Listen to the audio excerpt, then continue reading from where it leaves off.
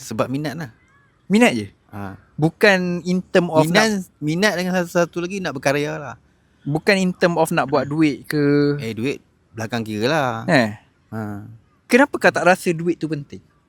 Duit tu penting tapi lebih fokus. Pertama minat, yang kedua duit. Okay. Yang ketiga glamour lah kau nak lah. Yang fokus yang pertama minat lah. Bukan duit satu, yang kedua minat. Bukan, dia minat satu, yang kedua tu duit. So dalam podcast ni sebenarnya duit tak ada pun dalam scenario sebenarnya. So kononnya lah dalam podcast ni, ibarat aku ni orang yang counter kau lah. Pembacot. Orang cakap keyboard warrior. Kira kita ambil, orang cakap kita bagi situasi lah kan. So untuk episod ni lah. So bila kau cakap kau rasa karya tu perlu kehadapan kan, tapi bila kau nak berkarya kau kena ada duit. Itu macam mana kau nak achieve benda tu?